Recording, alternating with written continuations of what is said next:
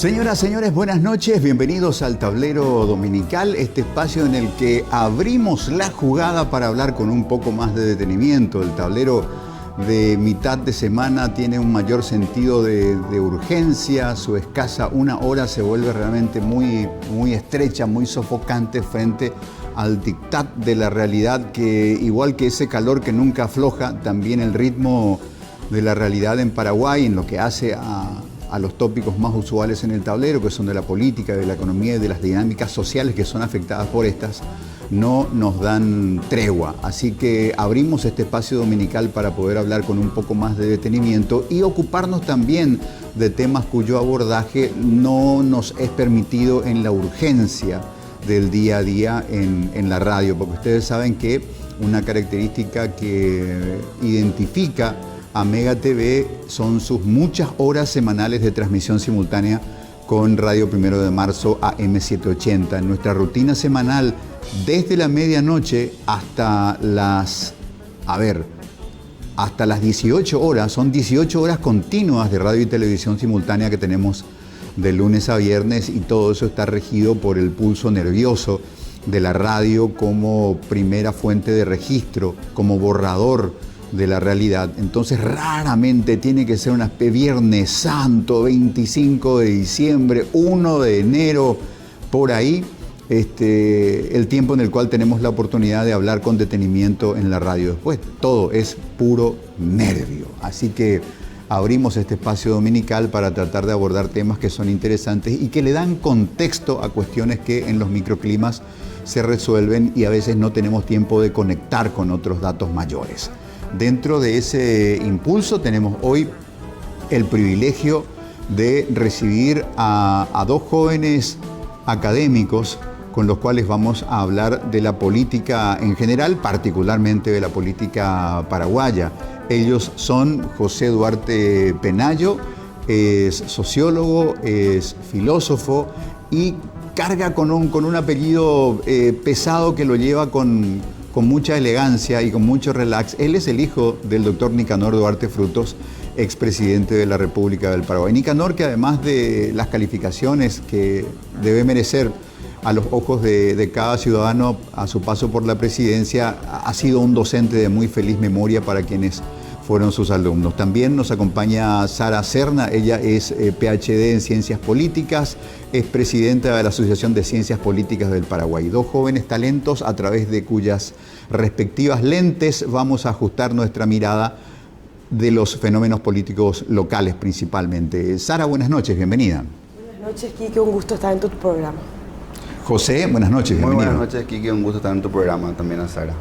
Bueno, debo decir que en el hunting, en la cacería de figuras para la radio y televisión, he tenido tiempo y paciencia para finalmente traer a esta trampa de la televisión a José Duarte Penayo. Estoy particularmente contento porque es una cabeza más que voy a colgar en la pared de la galería de personas interesantes, porque da la casualidad de que parece que mientras más sube la densidad intelectual de la persona, más se encierra sobre sí misma, está más con ganas de seguir encima de los libros, encima de las observaciones, que salir a exponerse en el público. Es una característica que encuentro en personas muy evolucionadas intelectualmente, así que estoy particularmente contento con la presencia de todos ustedes. Bueno, un plano inicial para empezar la conversación. El sistema político paraguayo, tras la caída de la dictadura militar y colorada de Alfredo Stroessner, que era una democracia de fachada,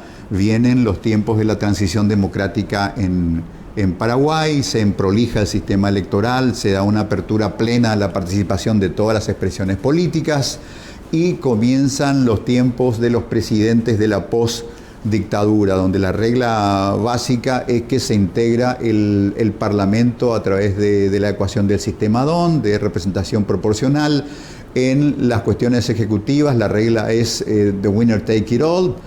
El ganador se queda con todo el manejo de la estructura. Y así hemos venido caminando estas 3 décadas de postdictadura, con los matices de que hemos tenido presidencias más interesantes, menos interesantes, más tumultuosas unas que otras, pero básicamente ha sido tan grande la brecha de la deuda social que la democracia nos trae también una sensación mal digerida de que está bien la democracia, pero no ha sido suficientemente eficiente. No, tampoco es un elogio a la dictadura, no confundan.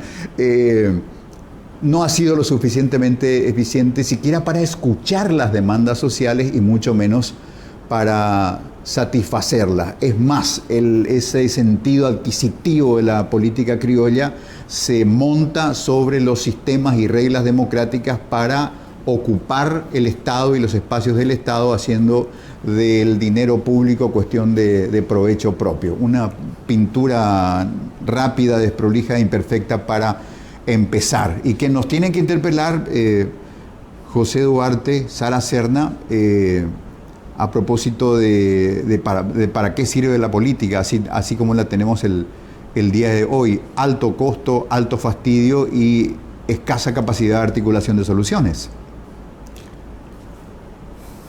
Bueno, yo creo que, retomando un poco lo que decías, Quique, el proceso... Si estoy equivocado y dije una guasada, tengan la sinceridad de decirme. No, me parece que hiciste cosas muy boludez. interesantes, empezando por esta idea de que nuestra democracia aún tiene déficit y existen demandas insatisfechas. Yo empezaría diciendo que la democracia es, por excelencia, el lugar donde esas insatisfacciones pueden ser expresadas, y eso ya es un punto muy importante para no perder de vista, ¿verdad? Fuera de esos marcos que muchas veces son calificados como meramente formales, bueno, es imposible dar cuenta, expresar las conflictividades, expresar las demandas insatisfechas, por un lado. Por otro lado, yo quiero remarcar y partir desde la óptica del Partido Colorado, recordar que este proceso tumultuoso, que no ha sido lineal, que ha tenido sus idas y vueltas, que ha tenido sus fases, el proceso democrático paraguayo recién, a mi juicio y al juicio de muchos otros colegas, politólogos, historiadores, alcanza su consolidación con la salida de los militares de la política luego del marzo paraguayo. Anterior a eso seguía habiendo un tutelaje de las Fuerzas Armadas de manera directa o indirecta. Y lo que yo quiero remarcar es que, leyendo la literatura de la transición democrática, me permito citar algunos autores como Benjamín Arditi, Jacinto Flecha, Carlos Martini, los clásicos, Vito Morínigo, los clásicos de la transición democrática, incluso el texto muy importante para mí de Miriam Yord, más posterior, tenían esta idea, me parece, de que el fin de la unidad granítica del Partido Colorado, que se va desestructurando ya en la década de los 80, y que es el lugar, el terreno en el que se va a dar el quiebre y el advenimiento del proceso democrático, producto de las contradicciones internas del Partido Colorado, el fin de esa unidad granítica iba a significar un debilitamiento tan fuerte del partido hegemónico, el Partido Colorado, que eso iba a generar su desplazamiento como principal partido en el sistema político. Diego Avente hablaba, luego de la victoria de Lugo, de colapso hegemónico del Partido Colorado. Y el diagnóstico que se tenía era que la división colorada, la división en facciones, era el fundamento de este debilitamiento. Yo creo que lo que esta literatura no advirtió, porque no podía hacerlo quizás, estaba abierto el futuro, es que esta división, este juego faccional, iba a ir constituyéndose progresivamente en el elemento de vitalidad, de competencia interna y de fortaleza política dentro del Partido Colorado, porque finalmente el Partido Colorado tiene hoy una institucionalidad que le hace competitivo dentro del sistema político. Ahora bien, esta dinámica es una interrogante hoy.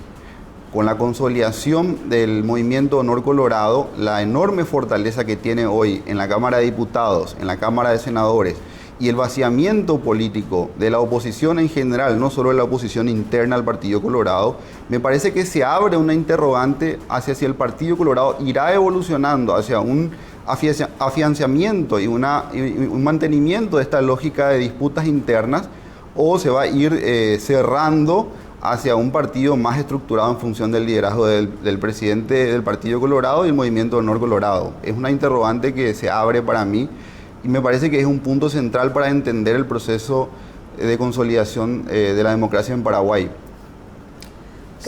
Creo que tenemos que mirar, y lo decías muy bien, y estoy de acuerdo con tu primera intervención. Estamos en un proceso, yo tengo una mirada de perspectiva comparada latinoamericanista, estamos en un proceso desde hace muchos años, creo que con la crisis importante que hubo el 2008 en adelante. De hecho, estábamos con el profesor Alcántara, que habla de las democracias fatigadas. O sea, la región, yo estaba en el 2019, antes de la pandemia, en Monterrey, en un encuentro de estudiosos latinoamericanistas, y decía, Brasil ardía, Ecuador ardía. Me decían, ¿qué pasa con Paraguay 2019? Y le dije, tranquilos, que de repente, por ejemplo, hay un intento reeleccionista y te queman el Congreso. Un año después estaban quemando la ANR. Entonces son épocas conflictivas, complejas de toda nuestra región. Somos la región que tiene 99% de democracias, bueno, 99, no 90, hay unos que son ya regímenes híbridos, otros que ya directamente son autoritarismos, pero es una cuestión que ha sido compleja entre crisis económicas, ahora vino la cuestión de crisis sanitaria, particularmente con el caso paraguayo. Por eso acepté tu invitación, me parece un caso interesante, porque en todos los demás países cayeron los partidos que estaban al frente de los gobiernos durante el manejo del COVID. En Paraguay ganó el oficialismo, a diferencia de toda la región. ¿Y qué pasa? Y ahí lo comentaba el colega, es un partido que, desde mi punto de vista, que he trabajado justamente en esta línea de los profesores Avente y Arditi, que son nuestros referentes en ciencia política, sobre todo de transición, y otros profesores como Pepito y Miriam Llore, es un sistema político, el paraguayo, complejo, de dos partidos, uno más que otro, que llevan más de 2 siglos y no han caído, a diferencia de otros como Colombia, Uruguay, Honduras, que esos mismos partidos. Yo vengo de México, estaba hasta diciembre en México. El PRI va a desaparecer. Después de las elecciones del 2024 va a desaparecer. Algún momento el actual presidente del Congreso, Beto Velar, compañero mío en la Universidad Católica, me decía, el Partido Colorado mira al PRI como un hermano mayor, así en el sentido de eso, de los 70 años el poder. Ahora ya le superó el Partido Colorado.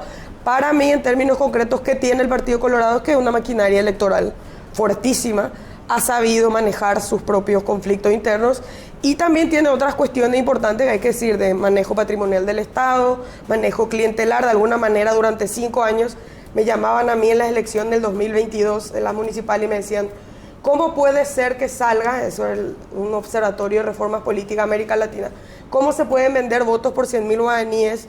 Bueno, le explicaba, es un caldo de cultivo de 5 años donde vacías de alguna manera el Estado para que haya momentos como las elecciones donde 100.000 guaraníes, un kit, una despensa. Bueno, es un partido que es muy funcional para los que estén alineados, los que sean parte de ese, digamos, grupo político. No reparar en medios para llegar a los fines. Exacto. Y eso, como lo decía también el colega, a costa de que también ellos se han logrado su unidad, han logrado su, en este caso, mantenerse, y la oposición, que en su momento la tercera fuerza en este país era del lado derecho del espectro político, en otro momento del lado izquierdo, se han vaciado. Han perdido bancas, han perdido espacios. Uno dice el 2008, que teníamos unas bancas del tercer espacio, que era mayoritariamente la izquierda. ¿Qué hicieron para el 2023? Perdieron, y vino una tercera fuerza, que es también, como el caso se parece a México, siempre hay que mirar en perspectiva comparada, un ex Colorado que forma su partido, que nos da una gran sorpresa a todos, ahora se está vaciando un poco, ocupa ese tercer espacio. Entonces hay que mirar, yo digo, hay que comprender el sistema político paraguayo con sus particularidades, como estas que mencionamos, que 200 años casi después sigue teniendo estructuras, porque lo han sabido manejar políticamente a nivel interno, a nivel externo también. Y lo otro, la oposición se ha desfigurado, o sea, realmente, y eso, a mirar, comparar, y cierro por acá con el tema de México, que es lo que está pasando, por ejemplo, con Morena, que es un ex PRI, un ex PRD, y Morena sale de esa mirada que se hace con la Virgen de Guadalupe, de ser un partido que es de regeneración nacional, pero es PRI y es PRD, es todo izquierda, derecha junto. ¿Qué hace? Nadie le puede hacer competencia a Morena, a su líder, como mencionaba, el liderazgo que tiene. Ahora están intentando alinear, en este caso aliarse el PAN, en este caso el PRD, pero no van a poder con una estructura tan importante. Y ahí decimos, ¿qué tanto tiene el Partido Colorado de ventajas y de desventajas también en términos, sobre todo, como decíamos hace rato y vos iniciaste por ahí, en términos sociales, económicos? Quien no pertenece tal vez a ese clan, a ese club ANR, se queda por fuera de muchos beneficios, y de alguna manera eso hace que sea un sistema complejo.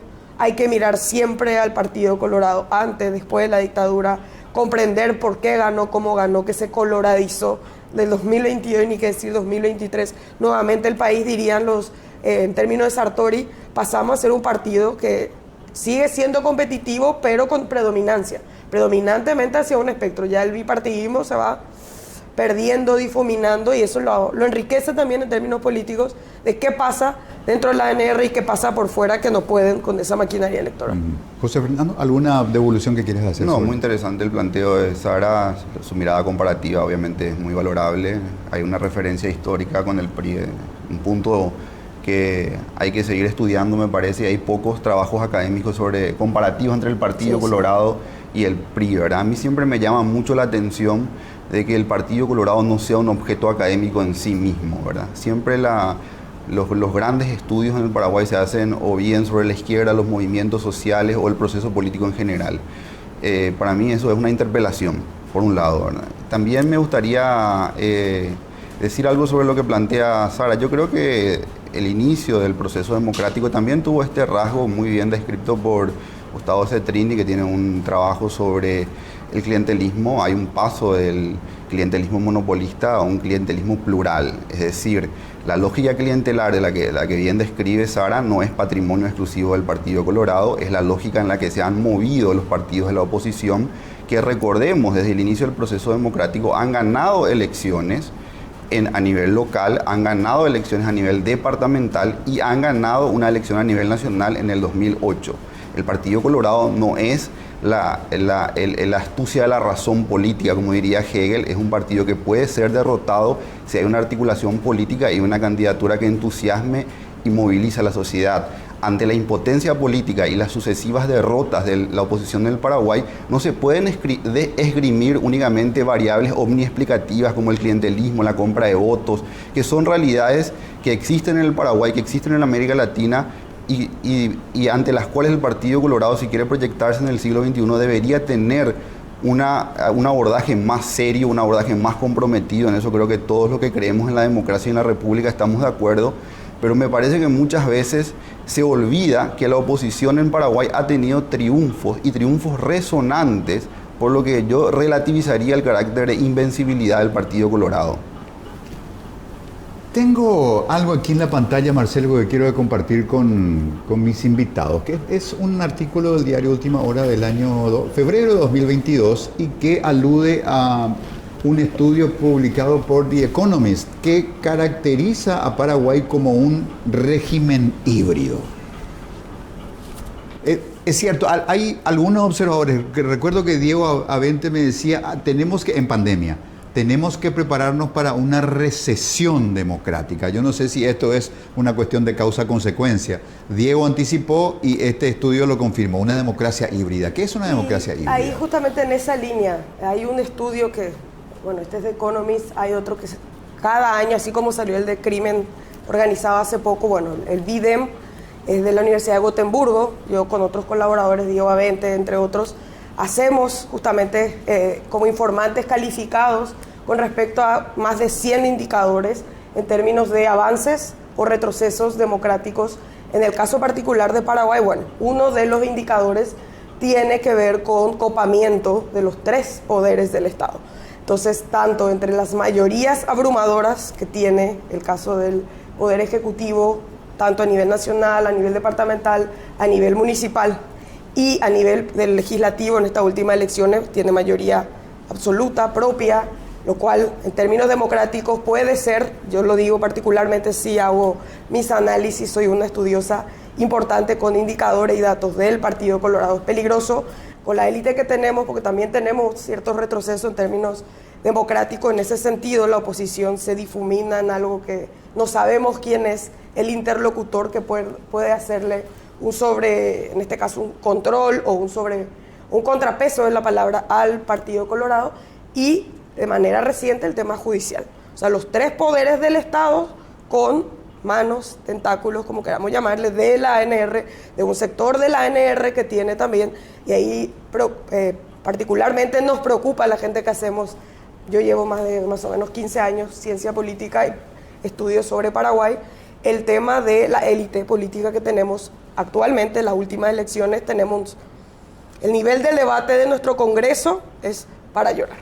O sea, bueno, ahí la Argentina acaba de también sacar su gol así, ¿verdad? De elecciones, pero el nivel de debate de nuestros congresistas, por ejemplo, los primeros senadores, yo estudio élites, los primeros senadores que tenemos, decís, es vergonzoso, como decía, hay tantos jóvenes que no hemos sido objeto de becas, y yo le decía eso al expresidente del CONACYT. Paraguay tiene el boom demográfico de un capital altamente calificado en este momento, no lo está sabiendo aprovechar. La democracia tiene eso, la única condición que tenemos que tener es ser ciudadanos o ciudadanas paraguayas para ser electos. Ahora tenemos un lamentable Congreso, y ¿qué quiero decir con esto? Que de repente peligros como cambios, reformas constitucionales se pueden dar, porque hay un copamiento de un partido. En ese sentido es donde la democracia, en el sentido de pluralidad de voces, representación de varios partidos. Yo te decía, hacemos números, nosotros tenemos con la colega Sara Mabel, que es otra politóloga también paraguaya, hicimos un libro, 3 décadas de democratización, está en línea con la Asociación de Ciencia Política, y los indicadores marcaban, hicimos mapas, la coloradización del país, ¿verdad? Pero en términos de eso, ¿qué significa? Pesos y contrapesos dentro de un régimen republicano democrático, no los hay. Entonces, y también lo que vos decías y mencionaba al inicio, acceso a derechos sociales, económicos. Cuando hablamos de términos de regresión, yo no diría que posiblemente esto sea un régimen híbrido en este momento, hablaría de una predominancia de un partido político en términos de los sistemas de partidos de Sartori.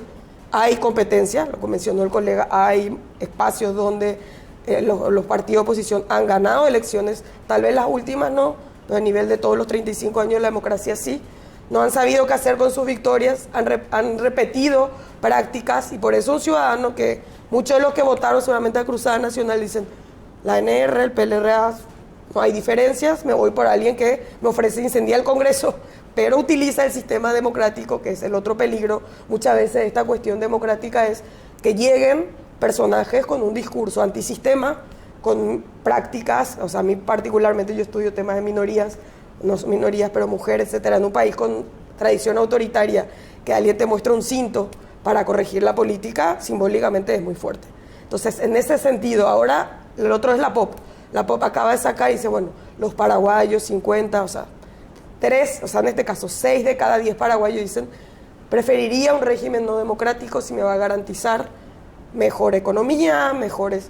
Entonces, es preocupante, porque como mencionaste vos, salimos de muchos años, por eso hay algo, y otra vez se parece a México, cerraría con esto, México y Paraguay se parecen en algo, un mito fundacional, que es el tema de no reelección a nivel presidencial, porque tuvimos muchos años. México tuvo 35 años porfiriato, Paraguay tuvo 35 años de dictadura. Entonces, reelección no se toca, pero hay otra serie de cuestiones que a veces en la Constitución pueden ser peligrosas, manejadas por una mala élite, y que a nosotros como politólogos decimos, cuidado, donde no hay disidencia en términos de debate, donde no hay capacidad de hacerle un contrapeso a un poder, en este caso partidario, una facción dentro de un partido, es peligroso por la pluralidad, porque lo que se trata de la democracia es de que así sean 2 personas, tengan garantizadas sus derechos, 2 indígenas, 2 mujeres, 2 menores de edad, tengan garantizado igual que el resto de la población que ha elegido mayoritariamente un partido. Entonces la democracia se nutre de la pluralidad, y a veces hay cierto retroceso como el que mencionaba.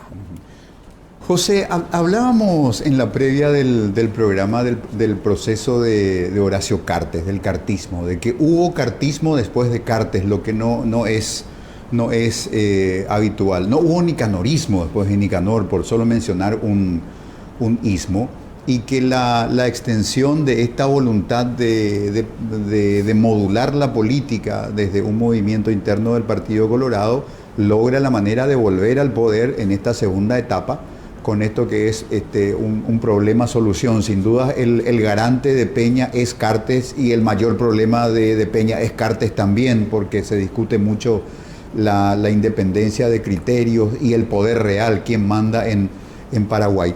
Pero digamos que dentro de este ímpetu, de esta enorme fuerza que tiene el cartismo como articulación política, se nota también la hilacha de los excesos, la cuestión de Pucheta, por ejemplo, donde no hay mayor disimulo en las cuestiones de causa-consecuencia. Esta madrugada sacamos el decreto, a la mañana jura, a la tarde ya está sentada eligiendo jueces de crimen organizado.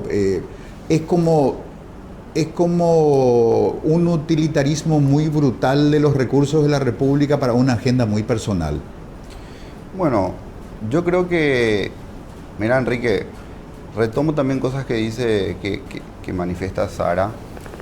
El Partido Colorado durante todo el proceso democrático a mí me parece que ha sido, que no se ha comportado como un espacio de emergencia de caudillismo que hayan logrado, de caudillos que hayan logrado llegar al poder, estabilizarse y fundar un régimen estable. Ha sido más bien una máquina trituradora de caudillos, ya sea porque no los ha impedido llegar y consolidarse. En los 90 hemos visto el enfrentamiento histórico entre el argañismo y la figura de Lino Oviedo. Y posteriormente, ningún expresidente, tampoco los de la década de los 90, han podido, como vos bien lo decís, trascender sus periodos de gobierno. Básicamente, una de las razones es por lo que Sara explica, ¿verdad? La cláusula de la no reelección yo creo que es un límite muy grande que tienen los presidentes de la República, que luego del término de sus funciones pasan a ser prácticamente muertos civiles, ¿verdad? Porque la figura de la senaduría vitalicia no tiene casi regulación ni funciones en Paraguay. En ese contexto, lo que está logrando el expresidente Cartes, actual presidente del Partido Colorado, es inédito, es una ruptura en relación a sus antecesores. Recordemos que el Movimiento Honor Colorado ya va a llevar con este periodo 3 periodos gubernamentales de vigencia. El periodo de Cartes, el periodo del gobierno de Mario Abdo, donde el Movimiento Honor Colorado actuó como disidencia y oposición interna, y el regreso del Movimiento Honor Colorado al gobierno con la figura no solo de Santiago Peña, sino de Horacio Cartes como presidente del Partido Colorado. Recordemos que fueron elecciones simultáneas, que hubo una validación electoral a esa fórmula, es decir, los colorados votaron un binomio, si se quiere. Votaron presidente del Partido Colorado, Horacio Cartes, presidente de la República, Santiago Peña. Es una fórmula electoral que se llevó adelante en el marco de la institucionalidad democrática y que hoy ejerce las funciones de gobierno. Respecto de amarte. Ya limpia. Me cansé. Ya limpia. Me cansé. 9 menos cuarto de nectar. Mira. Ya limpia. Quique, no estoy hoy en mi piré. No estoy Feliz- en mi piré. Ah, que se cae todo. Yo no pienso poner bien este Quique. Feliz domingo, ña limpia. ¿Dónde estuviste? En el bosque de la alegría. Soy Le aquí echaste que al no rey, ña sabe lo que limpia. fue mi fin de Quique. Yo tengo lo que dice Sara. ¿Qué tenés? Tengo nomás, luego de acá hasta acá yo tengo. Me sentí tan identificada con tu diagnóstico. ¿Con qué? Democracia fatigada, Quique. Yo tengo democracia fatigada. El manejo clientelar que tengo es desastre, Quique. Me tienen así de izquierda a derecha, todo junto. Me piden esto, me piden lo otro. ¿Y vos? Y vos no haces nada. De verdad que se me cae mi cable. Quique, vos haces también ese utilitarismo brutal para tu agenda muy personal. Porque me pedí Pues de yo te todo. limpio que limpie el estudio antes de ¡Ay, que que vengan los límpiale! invitados. Loco, me pedí de todo, Quique, y eso que ya no sé. ¿Hace cuánto que ya no se usa más la explotación? ¿Verdad que los dos me pueden decir? Y vos, José Fernando, ¿cómo cambiaste, papito, Ay, mi ¿qué es lo que nana? cambió? Y José, el gráfico leía cuando era chico. Todo el día jugo. Yo pensé que iba a ser exitoso. Si vos seguías con el fútbol. Lo que me gustaba era leer, no el fútbol. Y te gustaba leer, pero vos leías el gráfico. ¿Quién es lo que fue José Fernando? José Fernando, pues yo le cuidaba cuando era chico. Y su abuela Nalita, como babeaba todo ¿Su por abuela él. quién? Nalita, ¿verdad? Sí, Mi mi abuela Nalita. Babeaba porque pensaba que él iba a ser millonario con el fútbol. ¿Cuál es el fútbol? Desastre se hizo poli. Vos después que tú dejó de leer fútbol, empezó a leer política. ¿No ¿Eso es cierto? cierto? ¿Sí? Yo Así como era chico. Hasta hoy sigo leyendo sobre fútbol, pero en ese momento leía más al fútbol que otra cosa. Yo cosé todo. El colegio. Coleccionaba revistas del gráfico, me regalaba mi tía Rosa, la hermana de mi mamá. Y su papá estudiaba y él que que aprendía. Él aprendió muchísimo más que su papá, pero lejos. Mira la palabra que usa ahora, reserva omniexplicativa, no llegó. Ese omniexplicativa, Pico, ¿qué tiene que ver con los objetos voladores? Esos son vicios de los académicos. Un posible futuro presidente de la República. Pero yo le cambié su pañal, Quique, por favor. Déjame de joder, todos sabemos que hay ahí detrás de ese personaje. ¿Y limpia puedo seguir hablando con los invitados? No, tenemos que irnos ya en el corte, Quique. Tenemos O sea, que irnos. vamos a hacer un corte para que limpies. Nah, yo estoy con democracia fatigada. Me declaro en democracia fatigada y basta de utilitarismo brutal, Quique, basta. En huelga lo que tenés que declararte. Sí, no, en huelga. En huelga yo ya estoy. En huelga desde... Huelga general. ¿Cuánto pico falta para que termine el año, Quique? Vamos a en el corte, Quique. Qué bárbaro. No vaya a tomar más jugo loco ahí, damas gratis en el bosque de la alegría. Hace muy mal a nuestras relaciones obrero-patronales. Bueno, amigos, vamos a hacer una pausa. Vamos a hacer una pausa y regresamos en un instante en esta edición dominical del Tablero, donde tenemos la lujosa presencia de dos cientistas sociales a través de los cuales miramos el espectro de la política. Estamos en el capítulo de la política paraguaya, de la secuencia de los acontecimientos recientes, desde abordajes que son muy interesantes, muy discernidos y que nos ayudan a comprender en mayor profundidad las dinámicas y la fenomenología propia de la política paraguaya. Regresamos en un instante.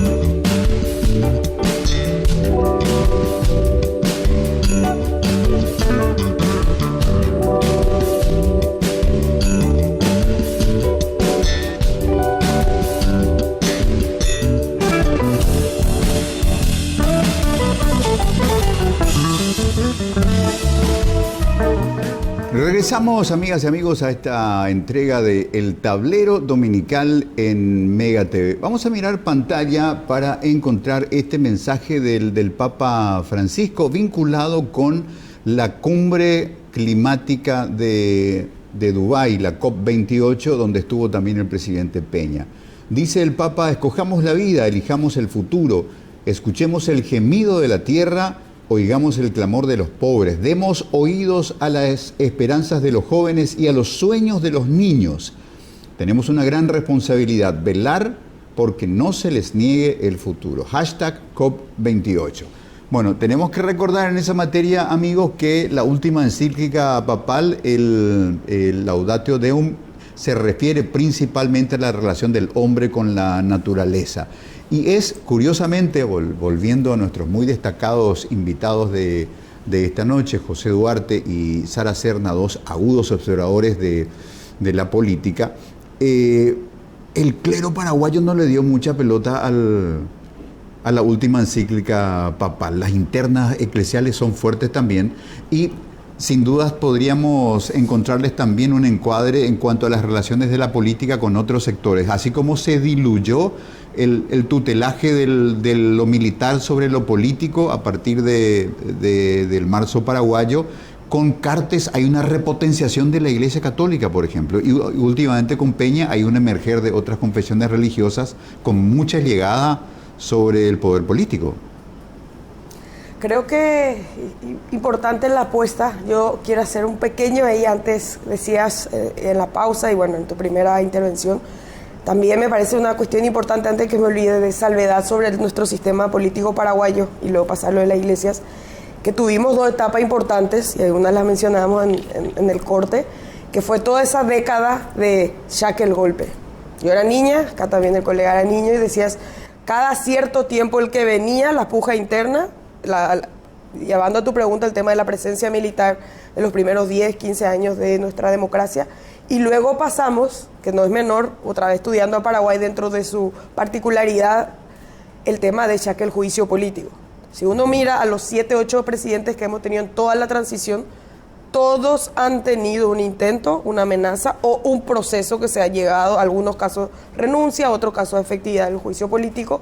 Entonces es complejo y tiene que ver mucho también con nuestro diseño constitucional, que es hiperparlamentarista. Entonces agregaría, salen los militares un poco del espectro como una fuerte puja ahí. La iglesia siempre ha estado, como vos lo mencionaste muy bien, ha estado la iglesia católica detrás del poder ahí, de la política en sí. Ahora a mí me preocupa, particularmente, como decía, yo estudio grupos vulnerables, otras cuestiones de derechos humanos en general, la presencia de iglesias que dicen, bueno, si uno no tiene estas características de mamá, papá e hijo e hija, el resto de la población no tiene derecho a derechos. Es importante, Brasil tiene muchos congresistas, ahora tenemos hace poco la reunión del presidente con pastores de la iglesia evangelista, y eso es una cuestión importante en términos también democráticos porque son agendas muchas veces, y ahí qué bueno que menciona esto. Acabo ayer de recibir un diplomado que concluí sobre género y cambio climático. Muchas de estas agendas que tienen que ver con sectores religiosos son negacionistas de temas como cambio climático. No es menor, y por eso cerraría con esta intervención importante que mencionas vos, con respecto a qué está pasando con Paraguay en términos tan sencillos como el cambio de temperatura.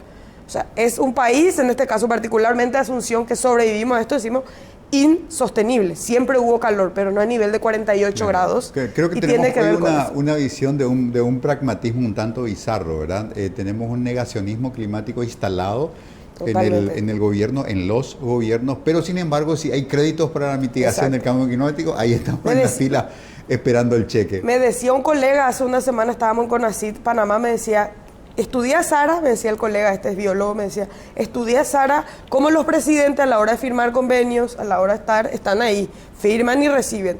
Pero cuando uno le pregunta, dice, no, siempre ha sido un calor excesivo. No, hay una cuestión importantísima y me parece no menor y preocupante el tema del negacionismo, pensando que, como decía el Papa, ¿verdad?, el tema de qué le estamos dejando. Ni siquiera a las generaciones futuras, a las generaciones presentes, nosotros mismos, es insostenible, ya hay muertos en Paraguay por el tema del estrés térmico. Entonces, agendas de repente particularistas, anticientíficas, acá estamos los científicos, que dicen, no, esto es una cuestión de unos cuantos, de una agenda global, europea. No. Hay datos concretos y absolutos donde la ciencia tiene que entrar a hablar, a decir, cuidado con negacionismo, cuidado con agendas de sectores religiosos que van en contra de todo lo que ha ganado, por ejemplo, Paraguay. ¿Qué le pasó a Brasil con Bolsonaro? Se tumbó la Amazonía, ¿verdad? Conquista histórica en temas de diversidad cultural, se fueron para atrás, ¿verdad? A propósito, creo que Lula hablaba también en el marco de la COP28. ¿Podemos poner esto en pantalla, por favor, Marcelo? Dice Lula, recibí durante la COP28 una carta de su santidad del Papa Francisco. Continúa agradecido por su disposición en discutir el futuro de nuestra casa común y de los medios más eficaces de responder a los desafíos urgentes enfrentados por nuestra familia humana. Creo que podremos hablar juntos en otra ocasión para proseguir con esas cuestiones. Gracias, Papa, por la carta. Deseo pronta recuperación y que podamos conversar sobre un mundo más sustentable y justo. José, volvamos un poco a la línea de tiempo siglo XXI de la política paraguaya, donde sin duda el marzo paraguayo es un sangriento parteaguas, donde también hay, digamos, un corte generacional abrupto. La vieja política se va, los viejos tutores de la política se van figuras omnipresentes o pasan muy a segundo plano figuras de trastienda como Conrado Papalardo, por ejemplo. Y se rompe la línea de tutelaje del estronismo sobre la política paraguaya. El marzo paraguayo nos trae como consecuencia Nicanor Duarte Frutos, Enrique Riera, personas que no tenían vínculos con el estronismo en el pasado, y se comienza a modular también el camino de una agenda diferente con la iglesia. Hasta ahí había una iglesia crítica, la iglesia de Ismael Rolón, la de Marisevich, una iglesia de mucha contestación y de mucho riesgo. Y luego con Cartes hay un viraje donde hay una amistad complicada con la iglesia, una iglesia que le concede a Cartes una mirada complaciente en los tiempos de la iglesia de Valenzuela. Bueno, Enrique, Quique, yo no conozco mucho los entretelones profundos de la relación del expresidente Cartes con la iglesia. Ahora, me atrevería a decir que la presencia del Papa Francisco en Paraguay fue un hecho muy importante durante su gobierno y de algún modo habrá estructurado algún tipo de nueva relación. Respecto de los demás puntos sobre el papel de la Iglesia Católica y las demás religiones que vienen cobrando fuerza en toda la región, hay un trabajo del CONICET argentino, por ejemplo, que muestra el avance muy fuerte en la fe en la fe protestante en la Argentina, en las diferentes iglesias evangélicas, un retroceso de la confesión católica en Argentina y también un aumento de la población agnóstica. Yo no conozco datos en Paraguay sobre el mismo fenómeno. Yo tendería a creer que en Paraguay el catolicismo sigue teniendo un predicamento muy fuerte sobre la población, a diferencia del caso de Brasil, que es una de las naciones con más evangélicos en el mundo. Pero respecto de todo esto, tengo una mirada más matizada que la de Serna. Yo creo que estas nuevas identidades religiosas no pueden ser abordadas con un criterio de homogeneidad. Hay una mayor diversidad, no son identidades que se alinean de manera automática con determinados líderes u otros, no son a priori de izquierda ni de derecha. El movimiento evangélico fue muy importante para una parte de él, para la victoria de Lula. Un sector muy importante de las iglesias evangélicas recientemente se pronunció contra la candidatura de Milei por su posición sobre la venta de órganos. Entonces son identidades que me parece que deberíamos abordarlas con un poco menos de prejuicios, sin alinearlas tanto a un sector político u otro. Primero, hay que entender que el protestantismo tampoco, las iglesias protestantes o evangélicas tampoco tienen una jerarquía central como la iglesia católica, ¿verdad? Son iglesias más múltiples, con redes más dispersas. Y por otro lado, quería decir que cierta agenda que plantean estos sectores de la sociedad respecto de la familia, respecto de la necesidad o de la creencia o la afirmación de valores tradicionales, conectan con la idiosincrasia de grandes sectores de la población.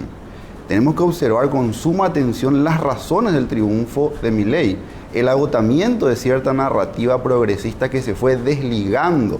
Yo les recomiendo mucho buscar Mayra Arenas, una dirigente de las villas de Buenos Aires, que nada tiene que ver con la derecha, y explica muy bien ella cómo cuando la izquierda o el progresismo hablan de un lenguaje sumamente o estrictamente académico, como el que quizás estamos acá hablando, se desconectan de ciertas exigencias, de ciertas reivindicaciones que tienen muchas familias, ¿verdad?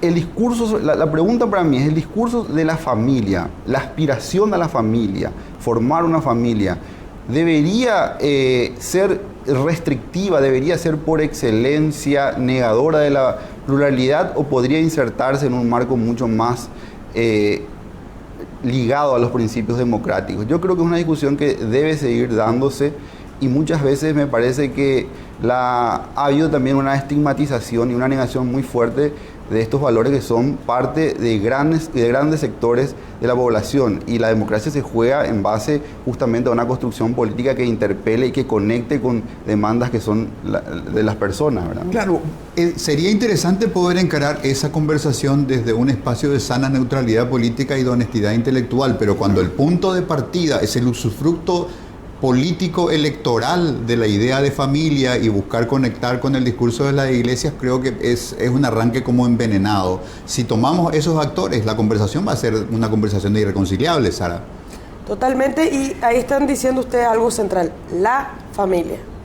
Yo diría las familias. Ayer hablaba con un colega y decía, bueno, este país está conformado, 2 de cada 3 hogares tienen alguna por ejemplo, madre al frente o alguna abuela al frente. O sea, no hay una manera de tener familia de ser. Y ahí entró, dijo, la discusión tiene que ser, creo que tenemos derecho a discutir las familias y los derechos. Por ejemplo, yo le agregaría ahí, las familias, los derechos, por ejemplo, a la infancia, a tener cuidados, el derecho a tener las juventudes trabajando. O sea, creo que el debate, como decías, no sé, segregarlo a un concepto tradicional que sea, en este caso, individual de una familia, como sí lo ponen ciertos, en este caso, dirigentes políticos como mamá, papá e hijo, y decir, bueno, a ver, discúlpame, en este país y como México y como otros que han migrado muchos hombres para trabajar, la migración, por ejemplo, en los últimos 20 años cambió, es un rostro, ahí me incluyo yo como migrante, tanto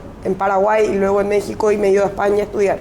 Muchas veces son las mujeres las que salen y dicen, con el dolor de mi alma, dejo a mis hijos por un futuro mejor. Me voy 2-3 años, me ha pasado en miles de aeropuertos, 10 años a España. Gracias a eso mi hijo tiene carrera universitaria, gracias a eso decimos, cuando me dice mamá, papá, el día de la madre, el día del padre, hay una ausencia, hay un dolor, ahí decimos, no estamos interpelando a lo que en términos reales nos dice las encuestas de hogares, nos dice la sociología, nos dice la demografía. No hay un solo modelo.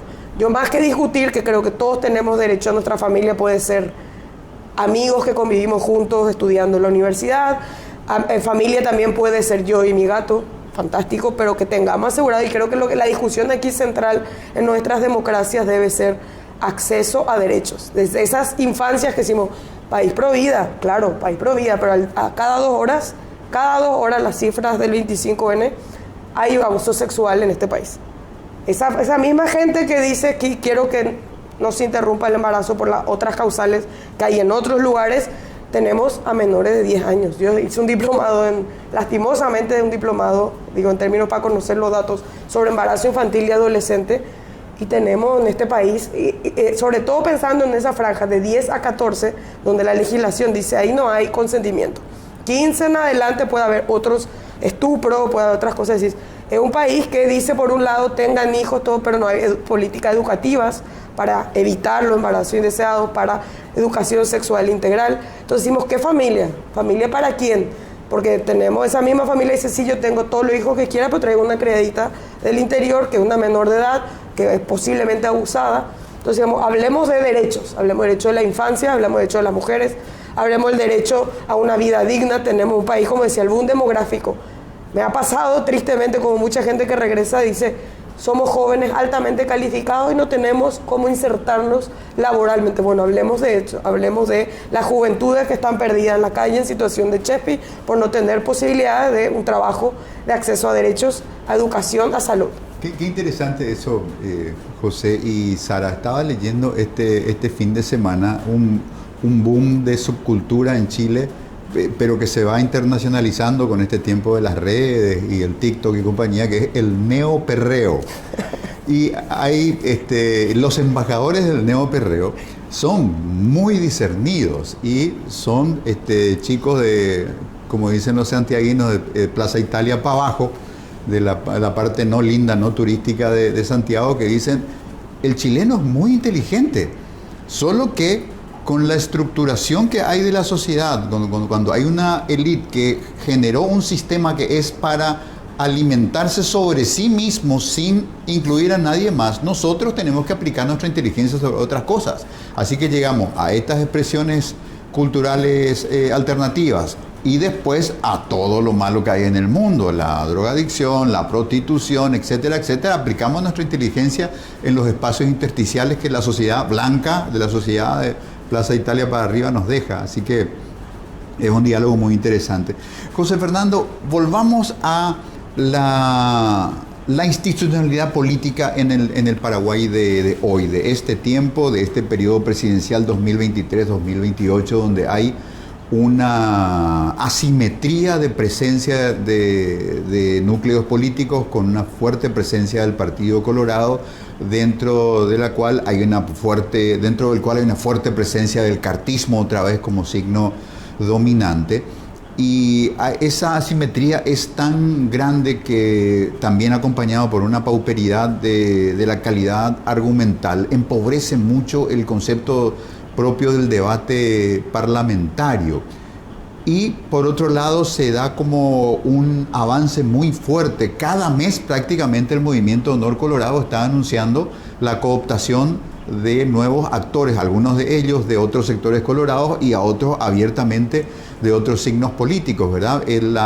La implosión que hizo Cruzada Nacional fue ampliamente aprovechada por Honor Colorado, por ejemplo. Pero en otra línea se ve casi una especie de suicidio funcional cuando ese mismo Congreso de predominancia colorada, de predominancia cartista, está votando leyes que transfieren al Poder Ejecutivo facultades que son medulares para el Poder Legislativo. Por ejemplo, en la creación de la ley del Ministerio de Economía y Finanzas se abre un mecanismo de resolución por decretos de asuntos que deberían pasar por el filtro y el contrapeso parlamentario, es decir, esa potencia parlamentaria que hoy tiene el Partido Colorado y el cartismo está cediendo parte de su poder al Poder Ejecutivo, está cediendo facultades, así que se ve un caldo de contradicciones muy interesantes de analizar.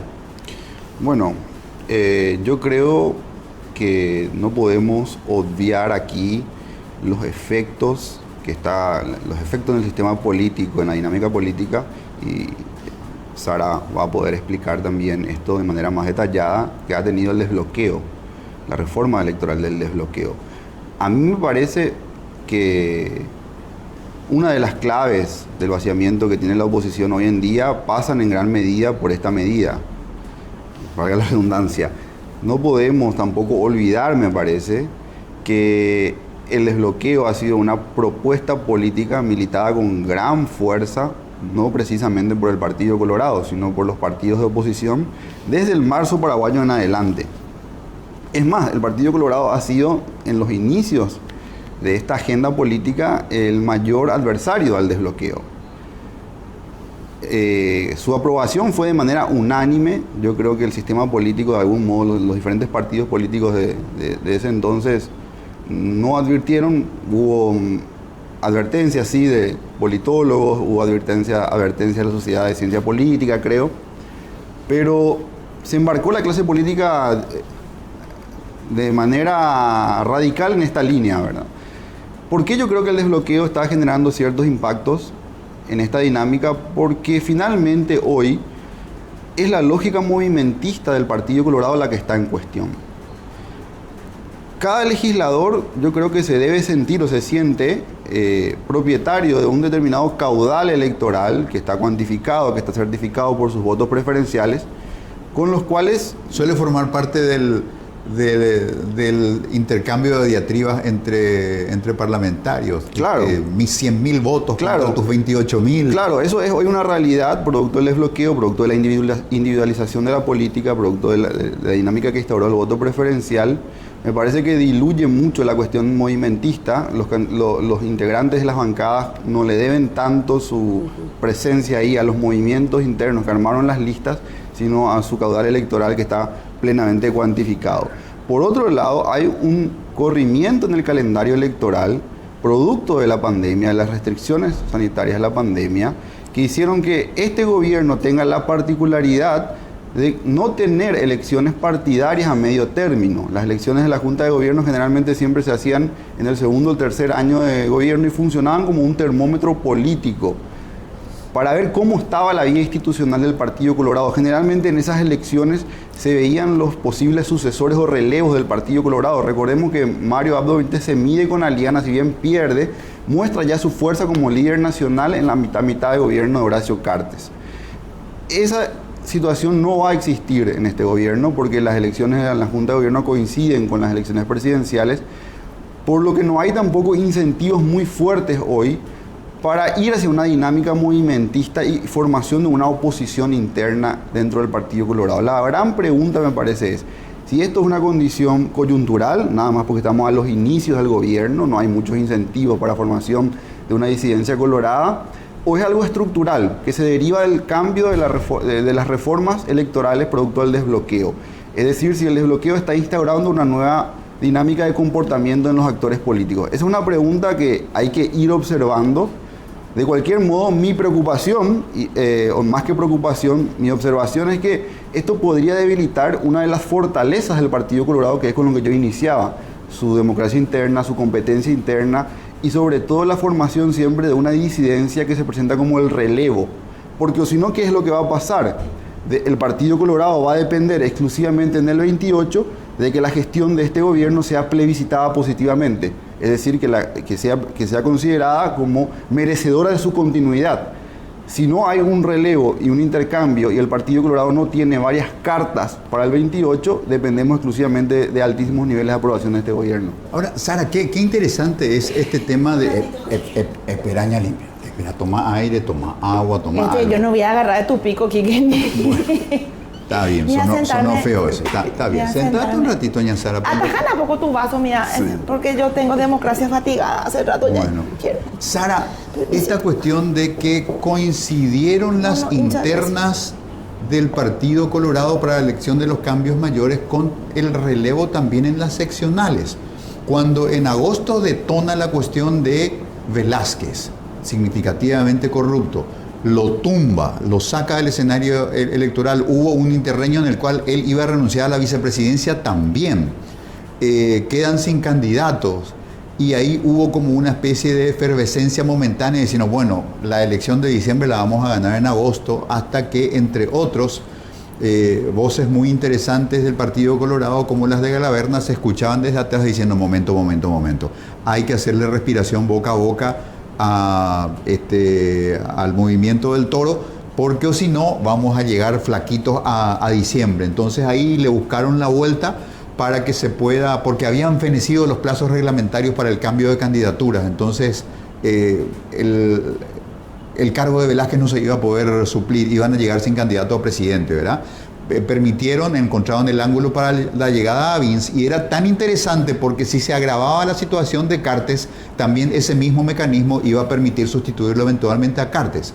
Lo cierto es que el Partido Colorado entre agosto y diciembre navega con los motores incendiados, pero es la fuerza inercial del movimiento de base. El Partido Colorado, por los cargos de base, iba a llegar a esa elección que fue el 17 de diciembre, aún con una situación Cid campeador, sin candidatos, igual iba a haber masiva concurrencia para pelear y votar los cargos de base. O sea que esa fue si es una coincidencia, si no es un acto calculado, una genialidad maquiavélica. Creo que es importante dos cuestiones, hilar tu comentario con el del colega. Uno, que efectivamente, ¿y qué pasó? Yo no le quería interrumpir, pero en la línea de por qué estamos llegando a esta serie de preguntas de cómo va a ser ahora el derrotero próximamente de este gobierno, las siguientes elecciones, cosa que no hicieron en este país, hay que decirlo en este espacio y aprovechar de mencionar, es mirar en una perspectiva comparada. O sea, ¿por qué la Asociación de Ciencia Política, por qué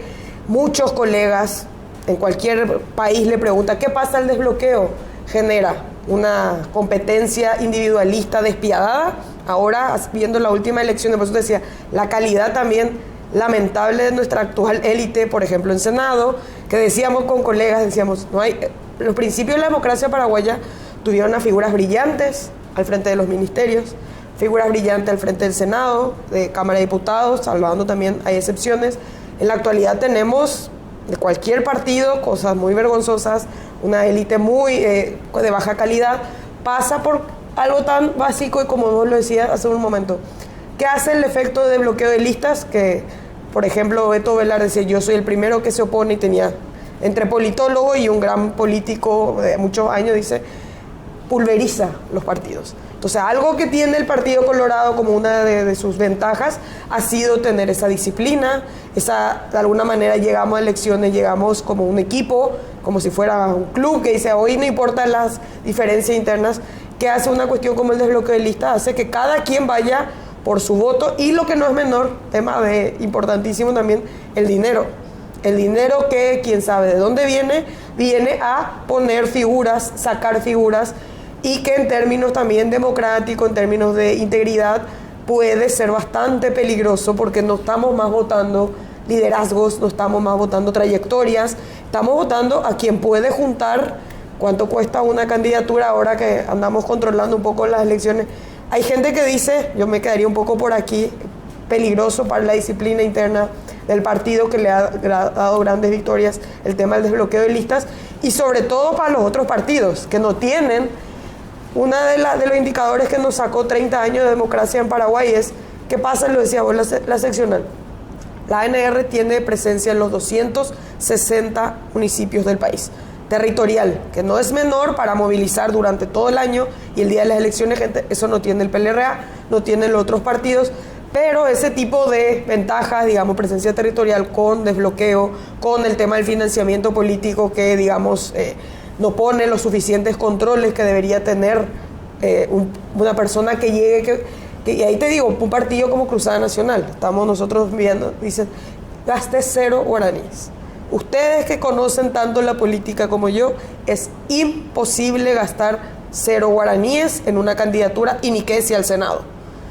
O sea, sabemos cuánto salir a la calle, venir a un programa, poner un pasacalles, Entonces entramos en una serie de, cerraría con esto mi intervención, de nuevas reglas de juego preocupantes para las próximas elecciones. Vamos a ver las próximas que se pesan una con otra, pero decimos el tema del dinero, el tema del desbloqueo, el tema de la fragmentación interna, se volatilizan los partidos porque sos competencia con tu colega. Pero crees que vos te veas a vos mismo y decís no, a quien te financia. Porque lo decía uno que es, el dinero es la leche materna de la política. Y ahí es donde nosotros, como en términos institucionales, tenemos que estar preocupados, de decir de dónde vienen estos candidatos, candidatas que aparecen y desaparecen de una elección a otra. No hay un relevo generacional trazable entre movimientos internos dentro de un partido. Es preocupante. José Fernando, qué interesante combinación la del desbloqueo, porque ¿qué te pasa, Ñalimpia? Y yo también quería hacer una pregunta aquí, que no es tu programa nomás. Y no está. ¿Y dónde está la democracia y la participación del pueblo y el pluriculturismo? Todo, pero bien que nos cierran la boca. No nos dan nuestros espacios de poder, tampoco nosotros las mujeres. No nos dan nuestros espacios de expresión. No nos dan nuestros espacios de pedir nuestros derechos. Yo también quería hilar, como bien decís, ya estoy aprendiendo y nada. Vos estabas hablando hace rato del ya que el juicio político, ya que el golpe militar y ya que la gente que no tiene derecho al derecho. Y en eso me quiero quedar, porque vos que sos una mujer que viviste en otro lugar, estudiaste, viste mundo. ¿Qué pico vos pensás con eso de que vamos a prohibir los amigos con derechos? ¿Qué pico vamos a hacer las mujeres que no tenemos... mi familia no es tradicional, no hay en mi casa mamá, papá, hijo. No hay por ir la papá y nada. Entonces, ¿qué? Yo me tengo que quedar sin derecho, pico. Con el cambio climático, con la temperatura que sube, con este calor. Yo quiero saber la opinión de ustedes dos en su juventud que vivieron afuera. Una buena ducha, Ñalimpia, y no, quiero saber se te vas a lavar todas estas interrogantes. No, té con ducha fría. No, té electroshock, lo que yo necesito. ¿Qué opinan ustedes los amigos con derecho? Mayor educación. Mayor educación sexual integral desde la infancia hasta los adultos. Tenemos que saber justamente las cuestiones relacionadas con enfermedad de transmisión, abuso, y no prohibir derecho, al contrario, mayor derecho a la educación. Gracias. ¿Verdad que tenemos derecho a tener derecho a... Exactamente. Derecho a disfrutar y derecho a disfrutar con responsabilidad. ¿Dónde yo te puedo votar a vos? No, yo puedo estar detrás tuyo, como asesora. Vamos a juntarnos. Sí. Vos vas de candidata, yo voy de asesora. Yo a ella le sigo a todas partes. Y a vos, José Fernando, te quiero preguntar algo, hilando también con tu infancia, porque yo sé que tenías, desde chiquitito vos te preguntabas algo todo. José Fernando es sus amigos, sus parientes. Sus amigos, sus parientes, yo le cambié los pañales a este muchacho. Eso no te da derecho estamos hablando de los derechos. Yo tengo, José Fernando, desde chiquitito vos rompías las pelotas con una pregunta. Vos te despertabas y ya preguntabas, ¿qué quiero yo? ¿Qué quiero? ¿Y a vos cuántos años vos tenés ahora? Y 38. Y ya sabés, pico papito, ¿qué querés? Sí, pero espera, hoy en día. Vas a responderme como para que yo me pueda conectar. Porque acá los tres, muy pluri, pero me cuesta a mí entender. Esta gente que ve el programa todito tenemos que entender. ¿Qué querés, José Fernando? Y la verdad que hoy en día tengo deseos más modestos. Me gustaría ser un buen ejemplo, por ejemplo, para mi hijo. Me gusta. Alcanzable para cualquiera, pero algo más aspiracional. Me gustaría servir a mi país. ¿Te estás candidatando? No me estoy candidatando. Mira, yo viví mucho tiempo fuera del Paraguay, volví justo en la pandemia y desde que llegué me empecé a conectar de manera muy fuerte con el lugar donde crecí. Enseñar, me encanta enseñar, retribuir un poco a la sociedad lo que aprendí. Pero lo que más me interesa, aunque no creas, te parezca poco aspiracional, para mí esa es mi mayor aspiración. No sé, mi hijo me cambió la vida y ser un buen ejemplo para él es como mi mayor objetivo en la vida. Realmente, te dije no me broma que es poca cosa, pero no cualquiera puede ser un gran ejemplo para su hijo. Exacto. No cualquiera. Acá, Quique. Paternidad responsable. Paternidad responsable. ¿Cuánto hay en Paraguay? Daipori Beima. Ñalimpia, una milanesa a caballo, pero no puede ser con 2 huevos. ¿Ustedes se dan cuenta de la utilización brutal para agenda propia y personal, que nada tiene que ver con el objetivo pluricompuesto de la justaposición contra omnipresente de este programa? Pues ya que nos limpias, por lo menos alguna retribución. Bueno, milanesa con huevo, ¿y para vos qué querés? Y lo mismo, me gusta. Milanesa con huevo, ¿sí? También. A caballo. Me encanta la mujer que Con come así picante. grande. Si tenés picante, mejor. Con picante, ese que te patea tu hígado. Porque es lo que nos dicen que las mujeres tenemos que comer ensaladita nomás. No, que ¿verdad? nos Basta. quiten derechos, que nos den Que nos quiten a comer derechos. todo lo que queremos. Yo estoy totalmente de acuerdo con ustedes dos, sinceramente me parece que reflejan la juventud que necesitamos ¿En ver. serio? Pero mi alma, porque yo compongo Estamos bien. Cuarentón. yo pongo la tele y la gente que está en el Senado, la forma que habla la gente, las cosas que dice. Y ustedes están acá hablando espectacular, pero no están en el Senado. Y Ustedes lo que tienen que estar ahí. en el 28 tenemos que estar. Tenemos Vos, que estar. Yo le voy Sara, a... y yo. Exacto. Sin Quique, sin Quique. Eso Y no Quique me nos va a apoyar desde la radio. Exacto. La prensa siempre, ya no es más Ya puerto limpia, se va a poder. cerrar la despensa. Es verdad que Quique, me pusieron con todo un cableado, o sea que es chico mi agujero y es grande el aparato. Eso. Permiso. Gracias, Macio, me gustó conocerle, a vos gustazo. reconocerte, ¿verdad? Y vos, yo te voto, a vos también te voto. A vos, Gracias. Quique, Te sigo, yo te sigo. si tengo aguinaldo, puede ser que te vote. Bueno, Sara, muchísimas gracias por esta visita. Queda mucha tela por cortar. Ojalá podamos repetir este encuentro. Un placer estar contigo y a las órdenes. José, un placer. Un Para placer. mí, misión cumplida, Un placer, superando Quique, un gusto, expectativas. Sara. Excelente. Gracias. Señoras, señores, vamos a una pausa. Luego vamos a recibir a un histórico luchador, un hombre que lleva tatuadas en la piel las marcas de la lucha contra la dictadura estronista. Fernando Robles nos presenta su libro de las entrevistas con los 25 imprescindibles.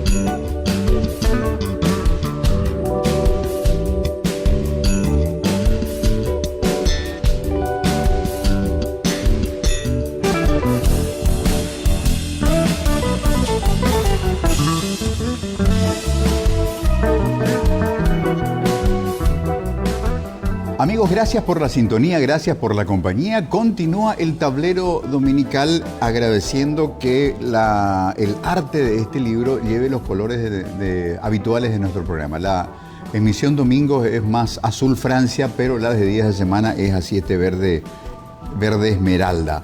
El libro Ellos los imprescindibles de este gran luchador que es Fernando Robles y que son 25 entrevistas con personas que enfrentaron a la dictadura, que pagaron el precio de hacerlo, un precio de torturas, persecuciones, de vivir para la causa por convicción y por fuerza de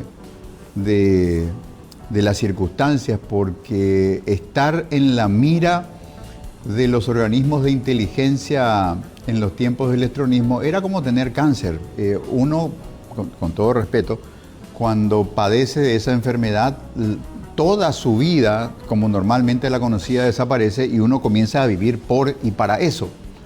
Y era así mismo, la vida del perseguido, la vida del inempleable, la vida del que estaba oculto de día y salía de noche o de madrugada, en fin, tantas cosas que contar y que este libro las narra a través de personas muy valiosas de nuestra sociedad, como voy a citar los nombres de personas que conozco, de Carlos Fonclara, querido amigo, de Emilio Barreto, de Alcibiades González del Valle, de Constantino Coronel, de Ticio Escobar, de Euclides Acevedo, de Pom Bogado Gondra.